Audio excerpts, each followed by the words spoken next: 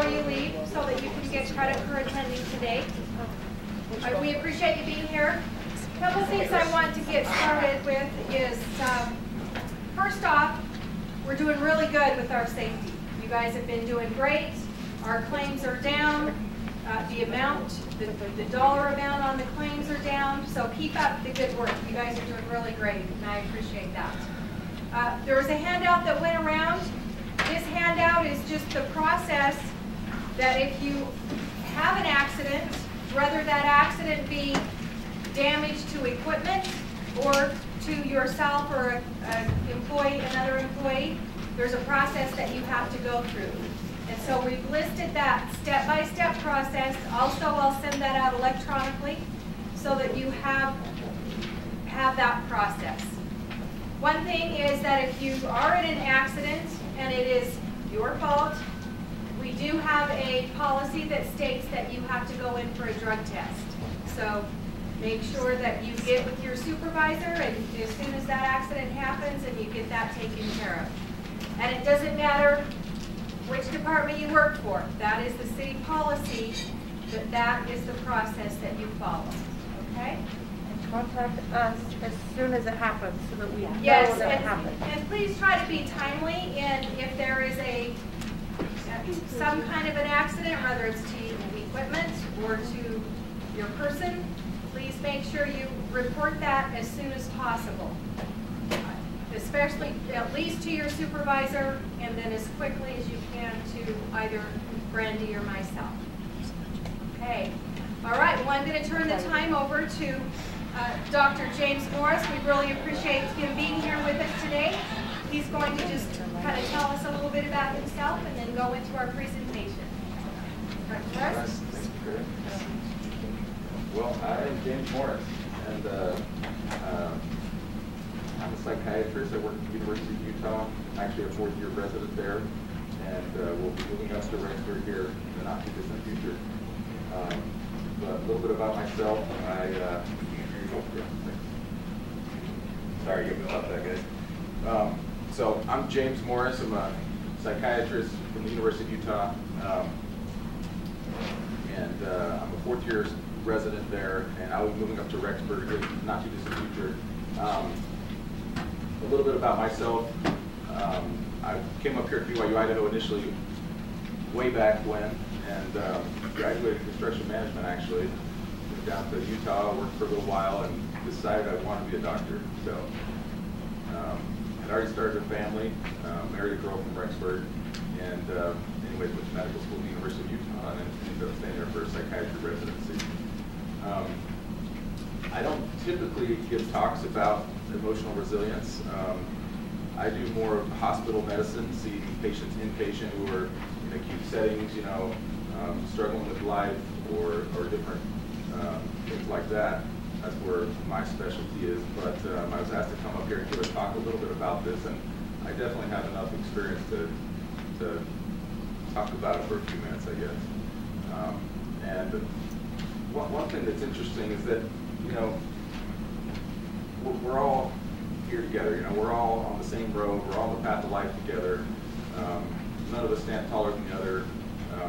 And part of resilience is helping one another out, right? It's being a neighbor, being a friend, being willing to say, you know, see somebody at work and, hey, how you doing? I haven't seen you in a while. You know, hey, you know, what's going on? Tell me about what's going on, or how's your family doing? I mean, just being willing to reach out and be genuine with the person next to you at work or your neighbors, even somebody in the grocery store, right? I mean, that definitely helps us all be a little bit more resilient. But each of us basically, you know, has stressors. You know, it's just a fact of life. Each of us has stressors. The longer we're kind of in a stressful environment or undergoing stress, the more difficult it becomes for us. And so, as time goes on, if you kind of live in that stressful environment, there's possibilities that we all develop things like anxiety or depression or things. And so we all need to take care of ourselves, look out for others, and be aware of that. That's exactly what we'll try to tag team this. So the content of this talk is is from the Trauma Resource Institute, and they give kind of a seminar that lasts a few days, and a lot of the content is going to be coming from them. Dr. Elaine Miller, she's a doctor at Emory University, and she does a lot of work in this regard, and so we use a lot of their research and things as we talk here today. The objectives of the talk are here up on the board. Just basically discuss the impact of stress and trauma on our mental and physical health, explore how recent stress, like COVID pandemic and other things, and trauma related to the current environment and challenges, and then also discover how some core skills can help us kind of overcome these stressors or be a little bit more resilient. Those are kind of the three things we'll talk about today. The impact of stress. So when people talk about this, oftentimes we look at it in what we call the biopsychosocial model. Basically, there's three categories: biological, psychological, and sociological things that can, induce stress or the impetus of stress for us. So things like age, gender, genetics, belief systems, emotional health, interpersonal relationships, like going through a divorce or having a recent breakup. Obviously, those things are going to be stressful, and also like socioeconomic things, right? Those things can definitely cause stress in our lives. Whoops, I think I skipped this slide. No, there we go. And stress, it's not unique to anybody. It starts for most of us in childhood. There's been a lot of recent studies and things. Actually, the initial study, this title up here, Adverse Childhood and Community Experiences. The acronym is ACEs, and they found that people who have more than 4 of these childhood experiences that are traumatic tend to have more difficulty with resilience and possibly, are prone to mental health issues as they get to be older.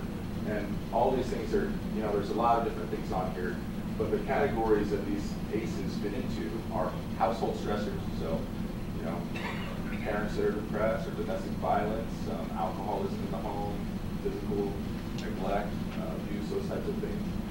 Community stressors, so lack of jobs, substandard wages, poverty, poor housing, all those things. Those can be stressful for people in communities. And then the third category is environment, things like we're going on right now with pandemic or natural disasters or different things like that that are really out of our control. But fortunately, as they talk about, kids or any of us who have a lot of stress or a lot of traumatic events that happen to our lives, the studies show that people who have more than 4 have increased rates of depression, anxiety, those types of things. But adversity is not destiny. Just because we have adversity in our lives doesn't mean we're destined to have those struggles later on. And there's many ways that we can build resiliency. There's many ways we can overcome life experience, life stressors and trauma. But it comes through, a lot of times it comes through different experiences, and we'll talk about some skills that we can use to hopefully help reduce those possibilities. So basically, this is a picture of a human head, kind of. Has a few different parts of the brain in here: the amygdala, the hippocampus, and prefrontal cortex. So basically, when we get stressed and we have something happen to us, we have signals that go from the amygdala. The amygdala is kind of with the hippocampus, is kind of the emotion center of the brain. And they signal to the rest of our brain what to do. And so I'm sure many of you have heard of the flight or fight response.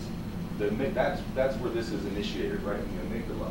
And so what happens is we experience a stressor, and all of a sudden the amygdala is like, you've got to run or you've got to fight, you've got to do something, right?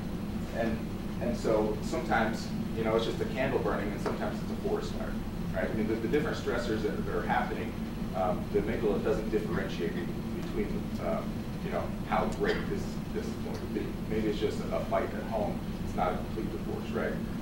The amygdala is going to say, you've got to run, but that's when we need to use the prefrontal cortex, because the prefrontal cortex, as you can see, that helps us with thinking logically, evaluating the situation. And so The amygdala and the fight or flight response that happens when we get stressed, that happens automatically. It's just going to happen to each of us. But we have the opportunity or the ability to think through any situation. And the more we've done something like that, or have gone through a similar situation, the better we're going to be at resolving it. I mean, pretty common sense, right? Not, I think it's not rocket science, as I said. But we physically need to tell ourselves at times things are going to be okay, or somebody else needs to tell us. Sometimes we haven't been through that stressor before. And so sometimes we need help. Like I said, a neighbor, a friend, a parent, a sibling, a spouse, right? Somebody that you have in your corner that can help you if you haven't gone through something. It would be helpful to walk you down.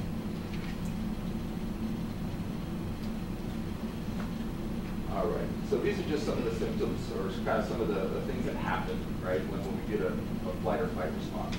This is the sympathetic nervous system. This is what happens. We start, our breathing rate increases, our heart rate increases, our pupils dilate, our blood pressure goes up, we sweat more, our palms get sweaty, and we have a bunch of stress hormones that are released. Digestion and saliva go down. That's why I don't have any saliva in my mouth right now, right? Because I'm trying to talk and I'm a little bit stressed. That's what happens. The parasympathetic nervous system, that is the opposite. And that's what we can engage through the prefrontal cortex.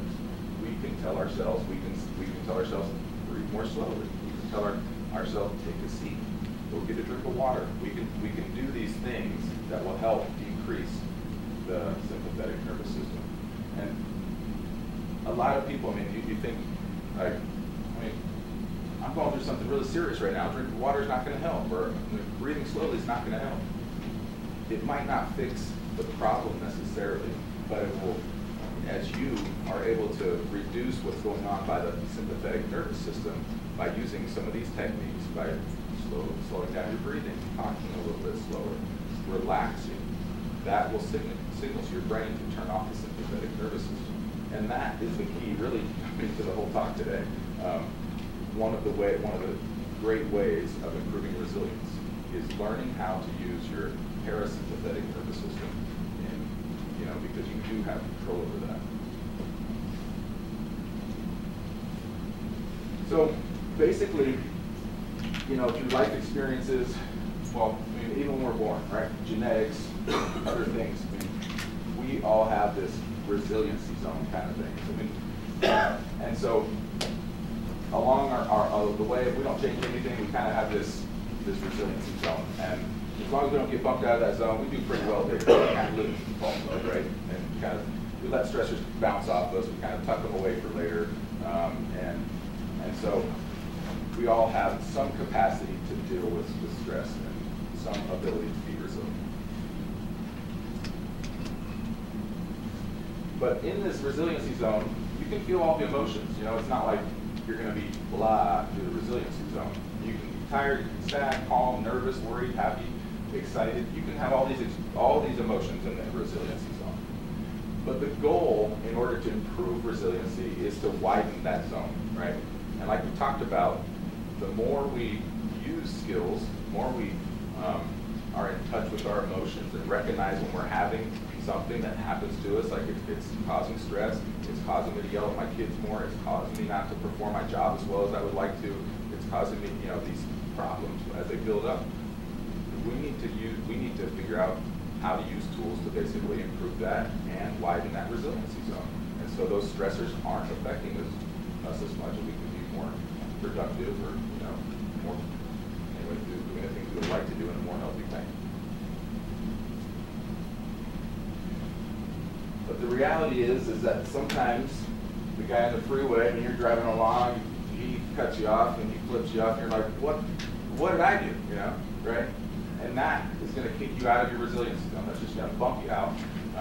Other stressors in life, you might have a tragedy in your family. You might have something that happens, right? And there are certain things that we're going to be unable to deal with, and that will kick us out of our resiliency zone.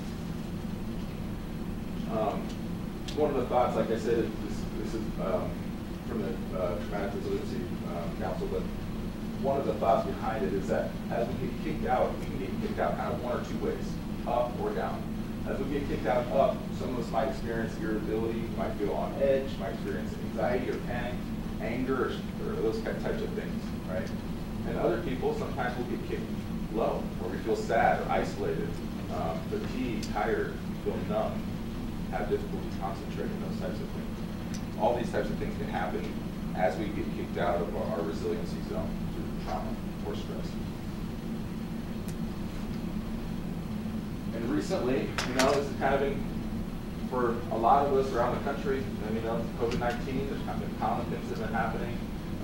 Polarization, different people in family groups feel differently about it, right? In communities, right? We've kind of been polarized as far as communities, like, I don't really care about it. Well, I care about it a whole lot.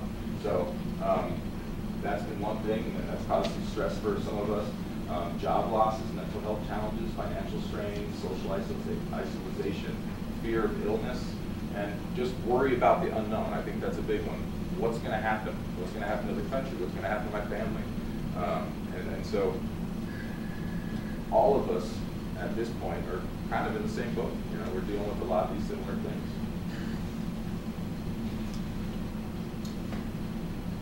These are some of the skills, and by no means is this talk meant to be all-encompassing, right? I mean, there's a lot of different things we can do to become more resilient, but these are some ideas.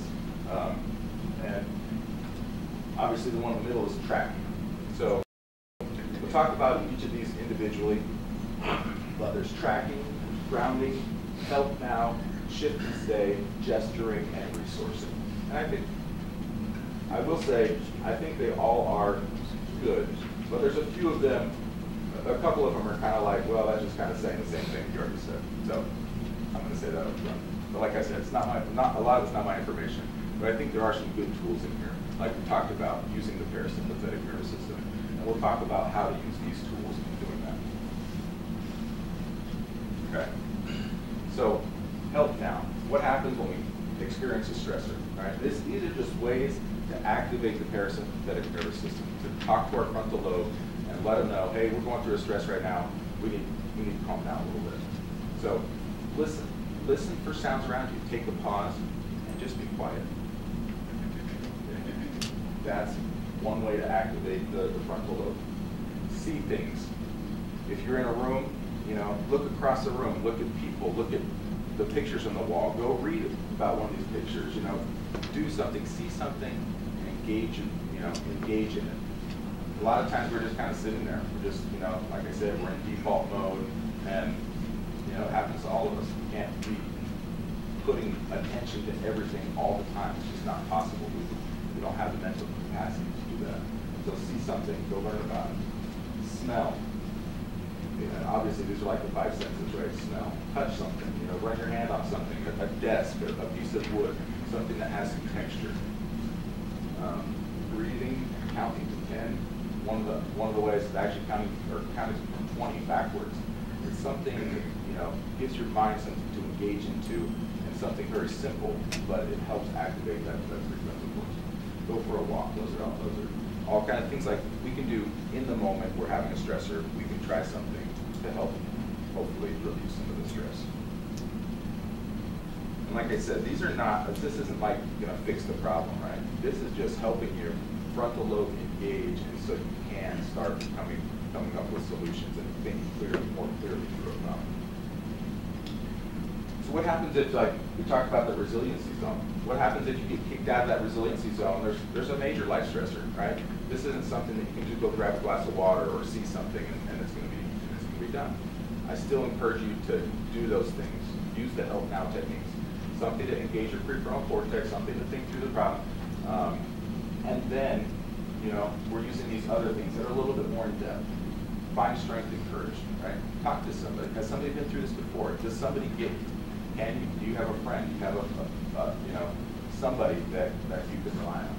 Coming together as a joint purpose. This is one thing like we've been forced to do it as a country and going through the pandemic. And in fact, through pandemics and natural disasters and things, a lot of times people actually gain resiliency through those times because oftentimes we're working through a problem together. Right? It's it's not just us against everything. So coming together is a fantastic way to help improve resiliency. Gratitude, that's actually a very big one. Advocate for problems, advocate for yourself if you're not at work and things like that. Advocate for a coworker, somebody going through something. Hey, go to the HR department. Hey, so-and-so's going through something hard. I think you should be aware of it. Advocate. Appreciation of your loved ones, hope, faith, wisdom, passion for self and others. I want to go back to gratitude because, like I said, some of these are kind of redundant, right? Gratitude is something that is very important as far as improving resilience. And one of the best ways to improve gratitude is through keeping a journal. And it doesn't have to be, much like, oh, your diary kind of thing. Just write down some of your thoughts. Keep a journal on your phone. Everybody can talk text these days, right? You get an app, you can just say something at night, kind of like, man, my day sucked today. Tomorrow I want to do this. I want to improve this. Grateful for these three things, right? You just kind of say it, or you just write those three things down. The more we keep that, the more we'll be engaged in recognizing things that we have in our lives, things that we're grateful for, which will help improve our resilience. So it's a fantastic way to do that. One of the things I often hear people say is I feel trapped. It's like, we get to this point where we can't see our way out, right? We've come to a point where stressors are too great. We're at the point that stress has gotten a hold of us. We're feeling anxiety, we're feeling depression, those types of things, and we can't see a way out. And so, kind of what these three things say, we need to break the cycle of feeling trapped.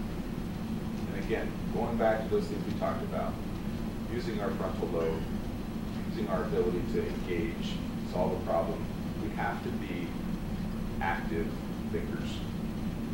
It's going to be really hard if we come up to a problem to think through it if we're not willing to do some of those things. If we're not willing to, default mode is just not good enough. So we've got to break that cycle. Recognize and drawing attention to sensations of well-being. So the more we do this, the more we think about gratitude, the more we use some of those skills we're talking about, the easier it's going to become, just like anything. Riding a bike goes from there, right? We've all done it. And then we need to just train ourselves to transform our thoughts.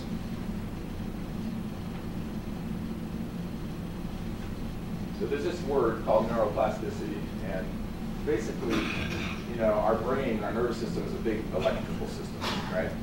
It sends these electrical signals to the rest of our body, tells us to do things, tells us to pick up our leg, tells us to talk, and it's all electrochemical signals that happen, right? And our brain is interesting because it's always, I got this cool video, sorry, let me see if it works. Our brains are always, there we go. There's a, oh, man. Oh yeah, I forgot you have it up here. Anyway, yeah, but our brains are always remodeling. They're always building, they're always generating more nerve cells. And this thing called neuroplasticity is we're constantly making new neural pathways. And the way that happens is the more we engage our frontal lobe and we're using it to help us through stressful experiences, the more that's going to be turn into basically our default mode. It's naturally going to go through that process. In direct current systems, electricity basically goes through the path of least resistance, right? And so that's the same way that happens in our brains. The more we use something, the bigger the conduit we create, the easier it's going to be to walk down that pathway.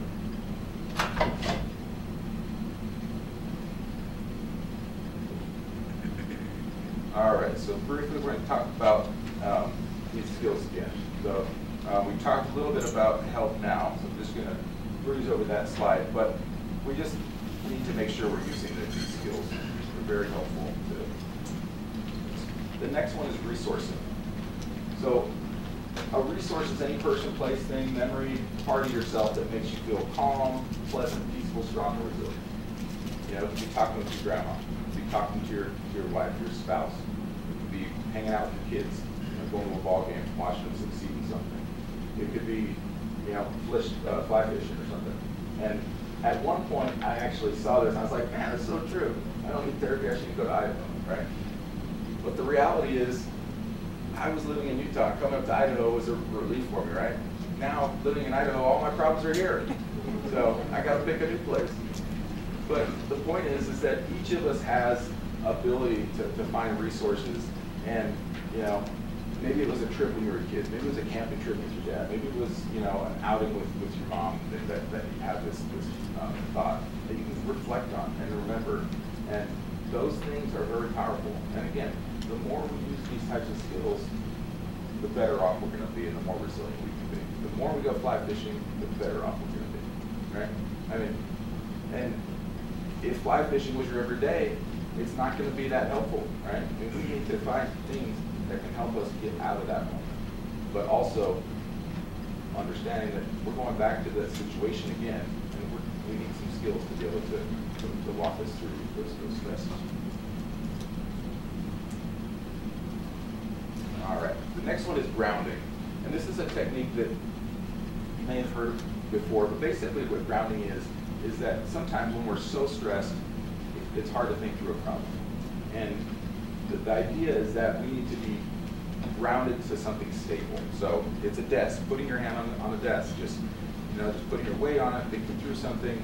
It's the floor. So sitting on the floor, laying on the floor, getting your feet on the floor. If your feet are up on a chair or couch, you're kind of in bed, just like, oh, I don't want to get up in the morning. Put your feet on the floor. Stand up. Get on something solid. And again, it sounds kind of like, how's that going to help? But what it does, it engages your frontal lobe. I'm like broken record, right? But it engages that frontal lobe. You stand up in the morning, or you put yourself on solid ground. It's more difficult to get back in that bed. I'm just going to get up. I'm just going to do it. So grounding is a process that we kind of engage our body with our physical body with something solid. Putting your hand on it, putting your feet on it, and kind of being on solid ground.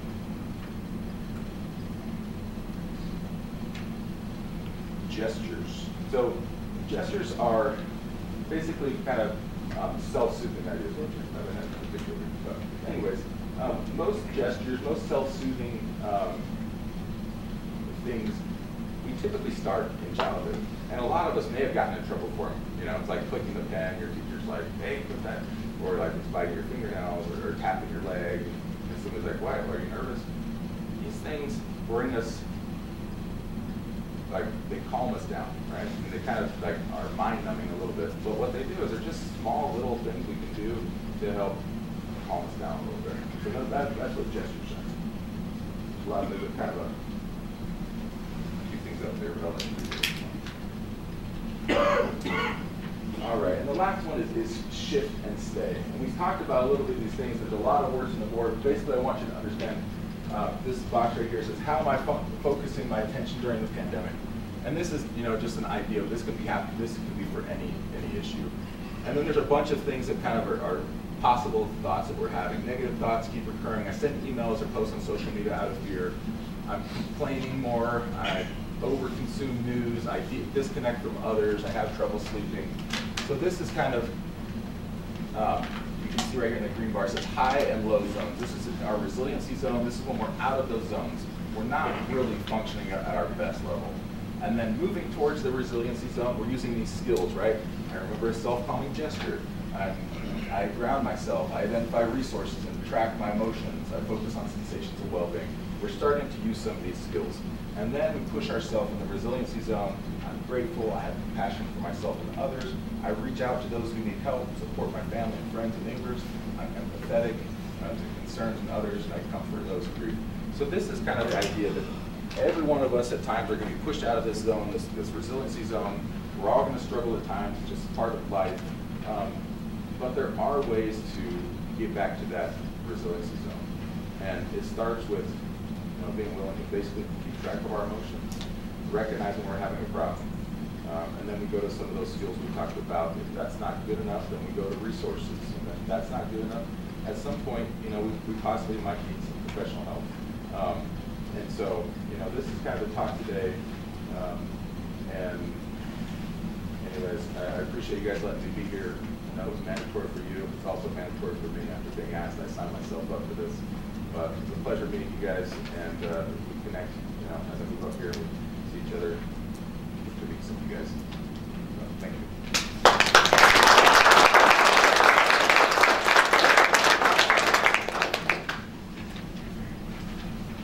Thank you very much, Dr. Morris. We appreciate that information, and hopefully you'll be able to take this information and use it in your lives and in your personal lives and your work life, and help you to deal with the stress that we have in our everyday lives. So grab you some cinnamon rolls and have a great day. Thank you. That's all we have. Good job.